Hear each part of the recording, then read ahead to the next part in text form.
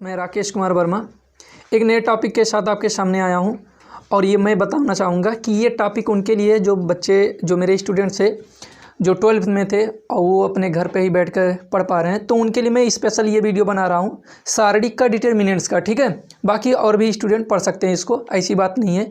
हाँ, एक बात और ये कहना चाहेंगे कि ये जो भी टॉपिक आपको मैं दे रहा हूँ ये शायद पहला टॉपिक ही आपको मिल पाएगा, इसके अलावा और कोई टॉपिक नहीं मिल पाएगा। ठीक है, तो अगर आप कमेंट में करेंगे तो इसके लिए कोई ना कोई व्यवस्था बनेगा, लेकिन ये मैं चाहूँगा कि आप इस बात के लिए आप कमेंट करें और कमेंट में आपका सुझाव हमें चाहिए। ठीक है, और दूसरी बात और मैं यह बताना चाहूँगा, अगर आप इस चैनल पे नए होंगे तो सब्सक्राइब कर लेना। ठीक है, चैनल को, जिससे आपको अगर मैं सभी वीडियो यूट्यूब पर ही डालूंगा आप तक पहुँचाने की कोशिश करूँगा तो वहाँ तक आप तक पहुँच जाए। ठीक है, और एक बात आपको मैं ये बताना चाहूँगा, जो आज मैं डिटर्मिनेंट्स पढ़ाने जा रहा हूँ शायद आप इस तरह से पढ़े होंगे। ठीक है, मैं जितना बताऊंगा आपके लिए बेहतर ही बताऊंगा और शायद आप पहले इसको देखने पहले आप अपने वीडियो को स्किप मत कीजिए, पहले वीडियो को पूरा देखिए, कुछ टाइम तक 1-2 मिनट देखिए, आप उसको देखकर ये पता कीजिए क्या ये बात जो मैं कह रहा हूँ वो सही है या गलत, पहले इसका तो आप अनुमान लगा लें।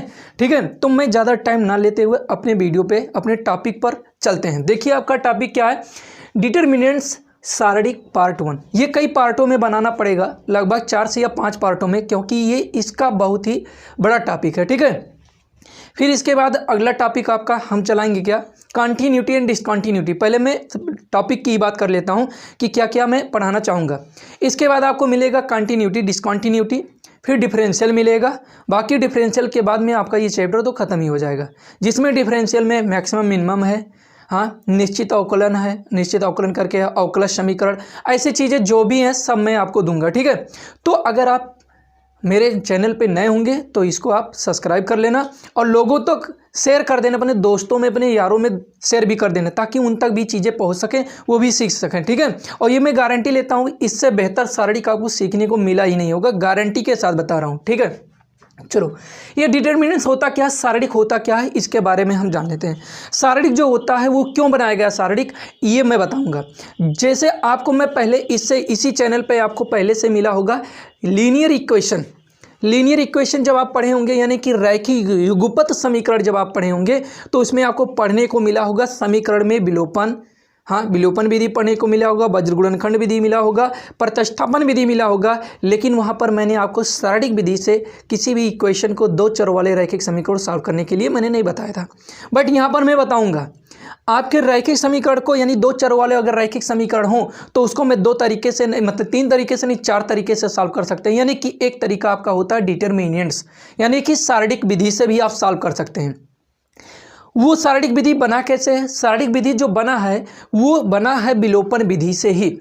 मतलब क्या कि मान लेते हैं अगर हमारा कोई a1x + b1y = 0 तथा a2x + b2y = 0 में x और y का अगर हम विलोपन कर दें, विलोपन कैसे किया जाता है मैं इसके बारे में पीछे जो वीडियो बनाया गया है रैखिक समीकरण, आप लीनियर इक्वेशन या रैखिक समीकरण मेरे इस चैनल पे ही जाओगे, सब्सक्राइब वाले चैनल पे, सब्सक्राइब वाले ऑप्शन पे जाके पूरे वीडियो को 12 वीडियो जो भी है आपकी चीज़ें के लिए आपके लिए ही है, देख लेना उसमें। तो ये जैसे अगर हम क्या करते हैं विलोपन x और y का विलोपन करते हैं तो इसके कोफिशिएंट में रेशियो मिलता है, इसके x और y के गुणांकों में हमें क्या मिलता है, रेशियो मिलता है। ये b1/a1 = -x/y = b2/a2। जब यहाँ पर हम x और y का विलोपन कर देते हैं तो यहाँ पर इसका जो वैल्यू मिलता है, जब इसको हम विलोपन करेंगे, इसको हटा देते हैं तो ये हमें इस तरह से मिलेगा तिरछा गुणा के रूप में, यानी b1a2 और इसका इसके साथ में दोनों इक्वल हो जाएंगे। कहने का मतलब क्या है, अगर b1a2 होगा और बराबर क्या हो जाएगा a1b2। बात समझ में आए। अब इस वाले टर्म को मैं इधर ले आता हूं तो मेरा a1b2 था ही, माइनस करके आएगा b1 और क्या हो जाएगा हमारा a2 हो जाएगा, जो कि = 0, उधर फिर 0 बचेगा। बात इतनी समझ में आई। अब इसी चीज़ को जब हम शारीरिक, ये तो मेरा विलोपन के अकॉर्डिंग इतना होता है, ठीक है, जब इसी को हम शारीरिक के फॉर्म में व्यक्त करते हैं तो वो शारीरिक होता क्या है, किसी भी रैखिक युगपत समीकरणों को किसी भी रैखिक युगपत समीकरणों के यक्स यक्स के गुणांक, वाई वाई के गुणांक, जेड जेड के गुणांक जो भी हों, अगर आप यहाँ यक्स के जैसा सोचते हैं, वाई जैसा सोचते हैं, जेड जैसा सोचते हैं, तो इसके नीचे उनके गुणांक करेंगे, इसके नीचे उसके गुणांक होंगे। यक्स एक्स के जितने गुणांक होंगे, वाई के जितने गुणांक होंगे, जेड के जितने गुणांक होंगे, इस लाइन में उसको रख दिया जाता है। बात समझ में आई? ये बात आपको क्लियर समझ में आ गई होगी कि किसी भी रैखिक युगपत समीकरणों को अगर इस रूप में लिखा जाए तो उसी को हम लोग सारणिक कहते हैं। ठीक है, सारणिक यानी डिटर्मिनेंट्स फॉर्म में लिखने का तरीका होता है। और सारणिक का जो दर्शाने का तरीका होता है, ये जो आप लोग माड पढ़े होंगे, हाँ, निरपेक्ष मान, जिसे आप हिंदी में पढ़ते होंगे निरपेक्ष मान, यानी माड के फॉर्म में, यानी माड का चिन्ह से कहा जाता है। इस माड में जो वैल्यू रखे जाते हैं उसी को हम लोग क्या कहते हैं? सारणिक रूप कहते हैं। ठीक है, जो एलिमेंट इसमें रखे जाते हैं। ठीक, इतनी बातें आपको क्लियर समझ में आ गई। अब एक नेक्स्ट टर्म आपको जानना है, लड़के जब सारणिक का विस्तार करते हैं, हाँ, एक्सप्लेन करते हैं, जब सारणिक को एक्सप्लेन करते हैं तो उनको ये नहीं पता चलता है कि कब सर प्लस हो जाता है, कब माइनस हो जाता है। अभी आपको मिलेगा इस तरह का। तो उसके लिए पद चिन्ह होते हैं, उसके टर्म में सिंबल होते हैं, साइन होते हैं। उस साइन का विशेषकर हमें क्या करना पड़ता है? ध्यान करना पड़ता है, ध्यान रखना पड़ता है, केयर करना पड़ता है। ठीक है, तो जैसे मैंने आपको बताया कि सारणिक का पद चिन्ह निम्न तरह होता है। पहले होता है प्लस, फिर होता है माइनस, फिर होता है प्लस, यानी अल्टरनेट होता है। ठीक है, तो 3 एलिमेंट हैं, तो पहले में प्लस, दूसरा माइनस होगा। अगर दूसरा माइनस है तो तीसरा अल्टरनेट क्या होगा? प्लस होगा। अगर ये प्लस है तो इसके नीचे माइनस होगा, ये माइनस है तो ये क्या हो जाएगा? प्लस हो जाएगा। ठीक है, सेम ऐसे और एलिमेंट के लिए है। ठीक है, इतनी बातें आपको समझ में आ गई। ठीक, ये सारणिक का पद चिन्ह होता है। बिना इसका प्रयोग किए हम अगर सारणिक का विस्तार करते हैं तो हमारा क्वेश्चन क्या हो जाएगा? गलत हो जाएगा, और वो आसानी से हम सॉल्व नहीं कर पाएंगे, कहीं ना कहीं हमसे मिस्टेक हो जाएगा। ठीक है, कुछ नोट पॉइंट हम सारणिक के बारे में बताना चाहेंगे। ये तो आपको मालूम चला, सारणिक के बारे में कुछ नोट पॉइंट हम बताना चाहेंगे। वो नोट पॉइंट क्या है कि सारणिक में पंक्तियों और स्तंभों की संख्या हमेशा इक्वल होती है। जो सारणिक होता है उस सारणिक में जो पंक्त होता है और स्तंभ होता है, यानी कि जो आप अगर इससे पहले डिटर्मिनेंट से पहले मैट्रिक्स अगर पढ़े होंगे, नहीं पढ़े होंगे तो मैं बताऊंगा, दोनों एक दूसरे के भाई हैं। तो सबसे पहले मैं सारणिक ही पढ़ा रहा हूँ, डिटर्मिनेंट्स, क्योंकि सारणिक का ही दूसरा रूप हो जाएगा आपका डिटर्मिनेंट्स, मैट्रिक्स हो जाएगा। ठीक है, क्योंकि इसमें ज़्यादा रूल्स है, सारणिक में बहुत से रूल हैं, तो वो मैं बताऊँगा, इसीलिए थोड़ा थोड़ा करके मैं बता रहा हूँ। ठीक है, तो हमने क्या कहा कि नोट पॉइंट में सारणिक में पंक्तियों और स्तंभों की जो संख्या होती है वो इक्वल होती है। अब पंक्त और स्तंभ क्या होता है पहले ये हम जान लें। सारणिक में तत्वों की संख्या क्या होती है? सारणिक में तत्वों की संख्या अगर हमें ज्ञात करना हो तो कैसे हम जानेंगे कि इसे सारणिक में डायरेक्ट देखो तुरंत आंसर बताओ। उन बच्चों के लिए जो यूपीटीयू की तैयारी करते हो, आईआईटी मेंस की तैयारी करते हो, या आईआईटी में ही बैठे हो, एडवांस या मेंस जो भी हो, उन सब में, यानी एनी कंपटीशन की बात मैं बता रहा हूँ, जो इंजीनियरिंग लेवल की हैं उसमें भी सारणिक के क्वेश्चन बहुत आते हैं। ठीक है, तो वो भी एक इंपॉर्टेंट टॉपिक है जिससे आप देख के बता सकते हो कि इसका जो फॉर्म है, यानी कि इसका रूप क्रम कैसा है, वो पूछता है कि ये कैसे क्रम वाला सारणिक है। ठीक है, तो वो मैं बताना चाहूँगा, वो क्रम भी बताऊँगा मैं आपको यहाँ पर, और एलिमेंट भी बताऊँगा। तो एलिमेंट ज्ञात करने के लिए n का स्क्वायर किया जाता है, जहाँ पर n पंक्ति या स्तंभ की संख्या होती है। ठीक है, अब इसके बाद तीसरा पॉइंट हमारे तरफ से क्या है, सारणिक में ऊर्ध्वाधर वर्टिकल लाइन जो होती है उसी को हम स्तंभ कहते हैं। यानी कि क्या होता है, लाइन जो हमारा वर्टिकल ऊर्ध्वाधर लाइन होती है उसी को हम लोग क्या कहते हैं, स्तंभ कहते हैं। जैसे ये वाली जो लाइन है, ये वाली लाइन ऊर्ध्वाधर लाइन, बिल्कुल आपको जब आप निर्देशांक कोऑर्डिनेट पढ़े होंगे तो उसमें आपको क्षैतिज और ऊर्ध्वाधर के बारे में मालूम होगा, नहीं पढ़े होंगे वो भी वीडियो आएगा। ठीक है, चलिए इतनी बातें तो आपको समझ में आ गई कि ये वाली लाइन जो हमारी है, ये वाली लाइन हमारी जो है ये ऊर्ध्वाधर लाइन है, वर्टिकल लाइन है। तो ये वर्टिकल लाइन ही हमारी क्या कहलाती हैं, कॉलम कहलाती हैं, स्तंभ कहलाती हैं। इसीलिए इसको हम C1, C2 और C3 से दर्शाते हैं। इस कॉलम वाली लाइन को हम लोग C1, C2, C3 से दर्शाते हैं। ठीक है, इसके बाद क्या होता है कि जो क्षैतिज लाइन होती हैं, यानी हॉरिजॉन्टल लाइन जो होती हैं, उनको हम क्या कहते हैं, पंक्त कहते हैं, यानी रो कहते हैं। क्या कहते हैं, पंक्त कहते हैं, यानी रो कहते हैं। इसीलिए हम लोग इसको दर्शाते हैं R1, R2, और ये क्या हो जाता है, R3 हो जाता है। बात इतनी समझ में आई? इतने समझने में कहीं कोई दिक्कत हो तो बताओ। कोई दिक्कत नहीं है ना? ठीक, कोई बात नहीं है। अब आपको ये बात समझ में आ गई कि ये क्या होता है, कॉलम होता है, ये क्या होता है, कॉलम होता है, ये क्या होता है, कॉलम होता है, ये आपका क्या होता है, रो होता है, ये आपका क्या होता है, रो होता है, ये आपका क्या होता है, रो होता है। कॉलम का मतलब होता है, आप कहते हैं जब आपका घर बनता है तो मिस्त्री क्या कहता है, कॉलम खड़ा कर दो। कॉलम का मतलब खड़ा होना चाहिए, बिल्कुल क्षैतिज खड़ा होना चाहिए, ऊर्ध्वाधर खड़ा होना चाहिए, बिल्कुल सीधा। ठीक है, तो इतनी बातें अगर आपके दिमाग में होता कि ये कॉलम क्या होता है तो समझने के लिए मैंने एक एग्जाम्पल भी दे दिया। ठीक है, चलिए इतनी बातें आपको समझ में आ गई। अब हमने कहा कि ये दो चीज़ें यानी कि पंक्ति, सारणी में पंक्ति और स्तंभों की संख्या इक्वल होती है। हाँ, ये नियम होता है सारणी का। क्यों होता है? क्योंकि जितने चर होंगे उसके उतने कोफिशिएंट होंगे। बात यही समझ में आ गया। अगर आपसे कोई पूछता क्यों ऐसा होता है कि किसी भी सारणी में पंक्तियों और स्तंभों की संख्या इक्वल होती है, इसलिए इक्वल होती है क्योंकि उसमें जितने वेरिएबल होंगे उसके उतने कोफिशिएंट होंगे। बात समझ में आए? ये भी एक डाउट क्लियर हुआ कि अगर हमसे कोई क्वेश्चन करता क्लास कि क्यों सारणी में पंक्तियों और स्तंभों की संख्या इक्वल होती है तो ये आपका क्लियर हो गया। ठीक है, और एक बात आपका ये दूसरा डाउट मैं क्लियर करना चाहूँगा कि सारणी में एलिमेंट की जो टोटल नंबर्स ऑफ एलिमेंट है इन डिटर्मिनेंट्स में। ठीक है, यानी किसी भी सारणी में तत्वों की संख्या कितनी होगी इसका पहचान करने के लिए हम बता रहे हैं। जैसे मान लेते हैं एग्जांपल के लिए हमने ले लिया, ऐसे कोई एलिमेंट ले लिया हमने, आपको गिनने की ज़रूरत नहीं है, सिर्फ इसी एग्जांपल के सहारे में बता रहा हूँ आपको पूरी चीज़ें।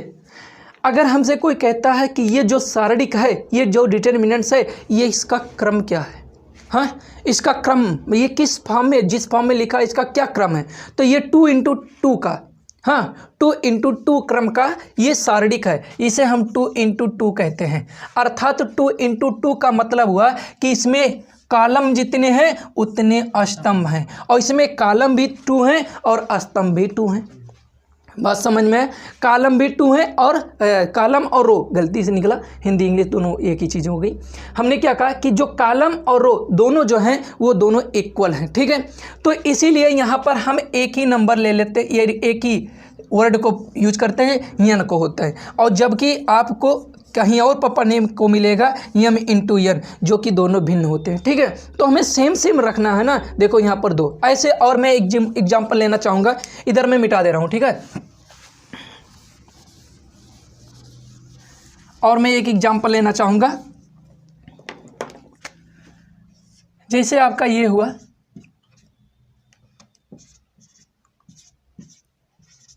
ठीक है, ये हुआ। आपसे कोई पूछता है कि इसका क्रम कितना है, तो आप यहाँ पर कहेंगे कितने, C1 C2 C3 R1 R2 R3, यानी R का मान भी 3 है और C का मान भी 3 है, यानी 3 × 3 का रूप हो गया। ठीक, तो इस बात से क्लियर हुआ कि जो सारणी होता है उसमें पंक्तियों और स्तंभों दोनों की संख्याएं हमेशा इक्वल होती हैं। तो जब आपको ये क्लियर हो गया, तो जब इन दोनों का कैलकुलेशन करते हैं, यानी गुणा करते हैं, मल्टीपल करते हैं, तो इसका रिजल्ट आपको क्या मिलेगा, 9 मिलेगा। और यहाँ पर जब इन दोनों का मल्टीपल करेंगे तो 4 मिलेगा। आप यहाँ पर कैलकुलेट करो, यहाँ पर 4 एलिमेंट हैं कि नहीं है, यहाँ पर 9 एलिमेंट हैं कि नहीं है। तो जब आप जानते हो कि इन्हीं दोनों का जब मल्टीपल करेंगे वही हमारा क्या हो जाएगा, आंसर हो जाएगा, element, total element, number of total element हो जाएंगे।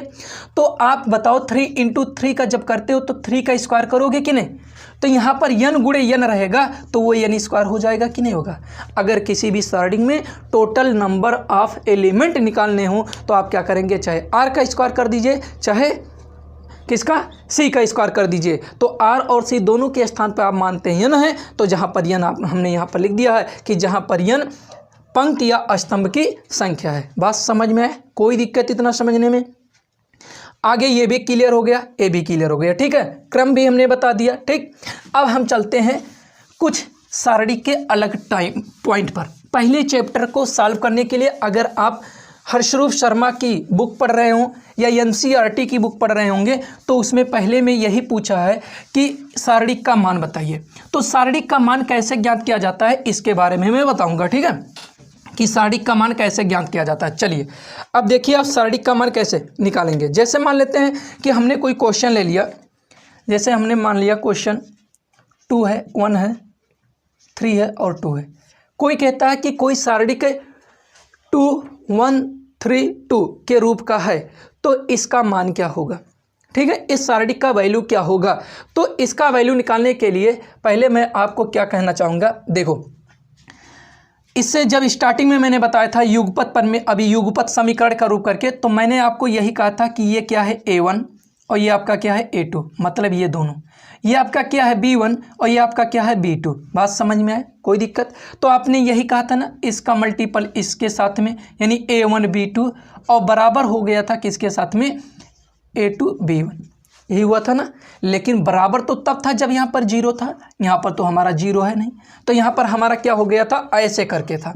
तो जब आपका यहाँ जीरो नहीं है तो आपका यही तो होगा, तो यही चीज़ यहाँ पर लिया जाएगा। क्या होता है, चलो मैं इसको मिटाता हूँ, जो आपने पहले सीखा उसको मैं फिर से यहाँ पर रिटर्न लाया था, लेकिन आप नहीं सीखे हो, नए हो, तो पहले मैं आपको बता दूँ कि हमेशा जब आपका मल्टीपल अगर इस तरह से आपको सिखाया गया होगा मल्टीपल करने का, तो ऐसे आप इसी एलिमेंट को पहले पकड़ते हो तो बीकर्ड मल्टीपल करते हैं। सारणिक में हम क्या करते हैं, बीकर्ड मल्टीपल करते हैं, यानी बीकर्ड का मतलब होता है ये इसके साथ, यही बीकर्ड हुए ना हमारे, यानी आपको दिखना चाहिए ये आपका बीकर्ड हुआ, ये आपका बीकर्ड हुआ। तो यहाँ से हम राइट से शुरू करते हैं, इसका इसके साथ मल्टीपल होगा तो यानी कि 2 × 2 हो जाएगा, और फिर जब हम डायरेक्शन चेंज करते हैं दूसरे बीकर्ड पे जाते हैं तो माइनस चिन्ह के साथ 3 × 1 = 3, ये हो जाएगा 2 × 2 = 4 - 3, ये कितना हो जाएगा 1। इस सारणिक का मान कितना आया, 1 आया। ठीक, बात समझ में आया। ये दो एलिमेंट यानी 2 क्रम वाला जो था उसका मैं विस्तार कर दिया। अब 3 वाला देख लीजिए, ठीक है। शायद ये चैप्टर अगला जो यानी कि जो भी होगा 14A या कुछ करके होगा। चलिए मैं एक अलग एग्जांपल लेता हूँ, जैसे 1 हुआ, 2 हुआ, 3 हुआ, 0 1 2 5 माइनस का भी नहीं, इसके बाद भी 2 1। अगर हमें कोई कह रहा है क्या कि ये कोई सारणिक है, ठीक है, और इस सारणिक का मान निकालिए, तो सारणिक का मान निकालने का मतलब क्या हो गया, 3 क्रम वाला हो गया, तो पहले यहाँ पर आप चिन्ह लागू कर देंगे, ठीक है। चिन्ह का मतलब आपका यहाँ होता प्लस, ये होता माइनस, ये होता प्लस। जब आप करना जान जाएंगे तो आपको क्या दिक्कत आएगा कि ये चिन्ह की ज़रूरत हमें चाहिए ही नहीं, बस दिमाग में आपके नोट हो जाएगा कि प्लस माइनस प्लस होता, ठीक है।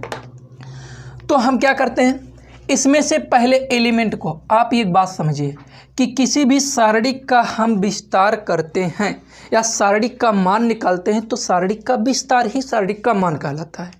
किसी भी सारणिक का मान अगर हमको निकालना है तो सारणिक का विस्तार करना ही उसका सारणिक का मान कहलाता है। तो आप उस सारणिक का विस्तार कैसे करेंगे, तो सारणिक का विस्तार करने के लिए आप किसी भी एक कॉलम या किसी भी एक रो यानी किसी एक स्तंभ या पंक्ति के प्रत्येक एलिमेंट को पकड़ के विस्तार कीजिए, वही आपका सारणिक का मान बताएगा। जैसे मेरे कहने का ये मतलब है, चाहे मैं पहले रो को पकड़ लूँ, पहला रो मतलब यही तो पहला रो हुआ, या पहले पंक्ति को मैं पकड़ लूँ, सारणिक का वही मान आएगा। रो ये हुआ, स्तंभ ये हुआ। थोड़ा सा इंग्लिश और हिंदी लैंग्वेज में दिक्कत आ जाता है, हम जो भी है अब जो बोलेंगे एक फिक्स लैंग्वेज में बोलेंगे, ठीक है। हमने कहा चाहे आप रो को ले लीजिए चाहे आप कॉलम को ले लीजिए, ठीक है, यही इंग्लिश में बोलेंगे। तो आप जो इसको पकड़ के करेंगे, मान जो प्राप्त होगा इसको भी पकड़ने में वही आएगा, दोनों के मान में कोई चेंजिंग नहीं। दूसरी बात, आपकी इच्छा कर रहा है कि इसको आप पकड़ के सॉल्व कीजिए और इसको पकड़ के सॉल्व कीजिए, दोनों के मान में कोई डिफरेंट नहीं आएगा। मेरे कहने का मतलब क्या है, आप चाहे इसको पकड़ के सॉल्व कर दीजिए वही आंसर आएगा, चाहे आप इसको, दोनों को एक साथ पकड़ के नहीं कर सकते। मेरे कहने का ये मतलब है, ठीक है। आपका इच्छा कर रहा है तो ये वाला रो पकड़ के करना चाहते हैं तो यही रो पकड़ के सॉल्व कीजिए, कोई दिक्कत नहीं होगा। बात समझ में आई, आंसर सबका सेम आएगा, क्योंकि सॉल्व करने के दौरान आपको चिन्ह का ख्याल रखना पड़ेगा, ठीक है। तो इसीलिए चलिए इतनी बातें आपको समझ में आ गई तो मैं आगे चलता हूँ। देखो सॉल्व हम कैसे करेंगे, सॉल्व करने के लिए आपको ध्यान देना पड़ेगा। ये पहला मैंने ये वाला रो फर्स्ट, हम ये वाला रो लेकर सॉल्व कर रहे हैं, ठीक है। तो जब ये रो लेकर हम सॉल्व करेंगे तो पहला ये हमने पहला एलिमेंट पकड़ा, तो ये आपका प्लस माइनस प्लस का हम लिख दे रहे हैं आपको दिखाने के लिए। तो हमने पहला एलिमेंट पकड़ लिया, ठीक है। इसको जब हम पकड़ते हैं तो जब हम कभी भी सारणिक का विस्तार करते हैं तो जिस एलिमेंट को पकड़ते हैं, ठीक है, जिस एलिमेंट को पकड़ते हैं उससे नीचे के जितने एलिमेंट होते हैं छोड़ देते हैं, उसके लेफ्ट या राइट में जितने एलिमेंट पड़ते हैं उसको छोड़ देते हैं। तो जब हमने कहा कि इसको मैंने पकड़ा, यानी इस एलिमेंट को मैंने पकड़ा, तो इसके नीचे जितने एलिमेंट हैं छोड़ दिया, राइट या लेफ्ट में जितने एलिमेंट पड़ते हैं छोड़ दिया। तो जब ये भी छूट जाएगा, ये वाले सभी मान छूट जाएंगे, ये वाले, तो बचेगा कितना, 1 2 2 1, ठीक है। तो अब इतनी बातें आपको समझ में आ गई, इतना तो आप कर लेंगे, ठीक है। दूसरा एलिमेंट आपको क्या पकड़ना है, 0 पकड़ना है। 0 किसने, मतलब कौन से साइन पे है, माइनस पे, तो माइनस हमने लगा दिया। फिर जो बचेगा, हमने कहा कि जिस एलिमेंट को पकड़ते हैं उसके नीचे के या ऊपर के सभी एलिमेंट को छोड़ देते हैं। तो ये सभी, इसको मैं मिटा दूं, ये सभी एलिमेंट छूट जाएंगे और जो एलिमेंट होता है उसके लेफ्ट और राइट के सभी एलिमेंट को छोड़ देते हैं उसी लाइन में। ये वाले एलिमेंट भी ख़त्म, बात समझ में आया। तो बचा कितना आपका, 2 3 2 1। अभी मैं आपको एक तरीका और बताऊंगा, डायरेक्ट आप सॉल्व करके बता देंगे आंसर, ठीक है। ज़रूरी नहीं, ये तो मैं बेसिक बता रहा हूँ ताकि आप थोड़ा सा सीख लें, क्योंकि आपको सीखने की ज़रूरत है। तो ये इसके बाद है आ गया ये एलिमेंट 5। जब एलिमेंट 5 को हम पकड़ेंगे तो फिर कौन कौन छूट जाएगा, ये भी देख लो, ये वाले सब छूट जाएंगे। तो जब ये छूट गया और ये सब छूट जाएंगे तो यह बचेगा 2 3 1 और 2, ठीक है। ये आपका एलिमेंट यानी कि सारणिक का विस्तार हो गया। अब इसका आसानी से कैसे आप सॉल्व कर सकते हैं, अभी यही एक चीज़ और बताएंगे आपको। ये 1 का 1 में मल्टीपल होगा 1 और 2 2 जा 4 हो जाएगा। आप एक बात जानते हो कि इस सारणिक को चलो लिख ही देते हैं, 2 1 जा 2 -3 2 जा 6। यहाँ मैं ये बता दूं कि अगर ये कोफिशिएंट 0 है और 0 में किसी भी सारणिक से मल्टीपल करो या किसी नंबर से मल्टीपल करो या दुनिया से मल्टीपल करो, उसका वैल्यू 0 ही आएगा, ठीक है। वो मैं डायरेक्ट 0 लिख सकता था, लेकिन जब आप ब्रिलियंट हो जाओगे तो आपको लिखने की ज़रूरत नहीं पड़ेगी, डायरेक्ट आप आंसर बताओगे। 2 2 जा 4 हो जाएगा और -3 1 जा 3, ठीक है। ये 4 में से 1 जाएगा, -3 बचेगा, 3 1 जा -3 हो जाएगा, ये तो पूरा 0 हो गया, ठीक है। 4 में से 3 जाएगा, 1 बचेगा, 1 का 5 में मल्टीपल होगा, 5 1 जा 5 हो जाएगा, ठीक है। 5 में से 3 चला जाएगा, 2 हो जाएगा। ये सारणिक का वैल्यू हो गया, ठीक है। बात इतनी समझ में आई। चलो एक दूसरा तरीका मैं बता रहा हूँ विस्तार करने का, इतनी बातें आपको समझ में आ गई होंगी, ठीक, समझ में आ रहा ना बाबू। देखो ये पहले मैंने एलिमेंट इसको पकड़ा, जिसको पकड़ा छोड़ दिया, डायरेक्ट मल्टीपल। जो आपका दिमाग यहाँ केयर करना चाहिए, यहीं पर होना चाहिए। मैंने जो अब से बताने की कोशिश किया, ये चीज़ें मैंने ये एलिमेंट लिया, 1 को लिया तो 1 को मैंने छोड़ दिया। चलो 1 को ना लेकर कोई और भी ले सकते हैं। आपके कहने का मतलब मैंने जो बताया कि ये भी एलिमेंट लेकर इस वाले का विस्तार कर सकते हो, इस वाले को लेकर विस्तार कर सकते हो, ऐसे तो आप कर लेना घर पे और बताना कि यहाँ कमेंट में कि आंसर आया है कि नहीं, क्या मैंने गलत तो नहीं बताया। तो मैंने 1 को लिया, 1 के बाद इनको छोड़ेंगे तो 1 1 जा कितना हो जाएगा 1 और -2 2 जा कितना हो जाएगा 4। फिर मैं 0 को लूँगा, माइनस की जगह पे है तो इसलिए माइनस में, फिर मैं क्या लूँगा, अब देखो ये छूट गया, ये छूट गया, तो 2 1 जा 2 हो जाएगा और 3 2 जा 6 हो जाएगा और फिर +5। मैंने 5 को लिया, ये भी छूटा, ये भी छूटा। ध्यान से समझना, देख रहे हो तो ध्यान से देखना, नहीं तो जल्दी जल्दी में छूट जाएगा। ये मैंने छोड़ दिया, 2 2 जा 4 और -3 1 जा 3। फिर इसको आप सॉल्व करोगे तो जो भी आपका आंसर 2 आया होगा तो 2 ही आएगा, ठीक है। इतनी बातें क्लियर हो गई। चलो एक चीज़ मैं यहीं पर इसी एग्जाम्पल के साथ में बताना चाहूँगा, वो क्या है, वो मैं ये बताना चाहूँगा कि अगर मान लेते हैं यहीं कहीं माइनस लगा दें, इच्छा के अनुसार, अगर आपकी इच्छाएँ कर रही हैं तो लगा दिया जाए, ठीक है। क्योंकि आपकी सभी तरह की डाउट है, जो आपके दिमाग में जिस तरह के क्वेश्चन बनने होंगे सभी तरह के डाउट में क्लियर करना चाहूँगा, ठीक है, ताकि आपके अंदर कोई डाउट ना रह जाए। यही आपका क्लियर हुआ, ठीक है, ये आपका क्वेश्चन हो गया। अब साइन के साथ अगर आपकी इच्छा कर रहे हो तो यहाँ पर भी माइनस में लगा दो, ठीक। अब ढेर सारे माइनस हो गए हैं, तब देखो क्या होता है। मैंने 1 को पकड़ा, ध्यान से देखना नहीं तो छूट जाएगा। 1 को मैंने टच किया, 1 को टच किया तो ये दोनों चीज़ें छूट जाएंगी। इसका इसमें मल्टीपल होगा। जब आपका माइनस नहीं रहता था तो 1 का 1 में गुणा किए तो प्लस प्लस का गुणा प्लस हुआ ना, तो यहाँ पर आएगा माइनस, प्लस माइनस का गुणा क्या हो जाएगा, -1 1 जा 1 हो जाएगा। और यहाँ पर 2 का 2 में मल्टीपल तो 2 2 जा -4। बात समझ में आया। अब यहाँ पर एलिमेंट 0 है, माइनस चिन्ह के स्थान पे है, मैंने इसको छोड़ा, इसको छोड़ा।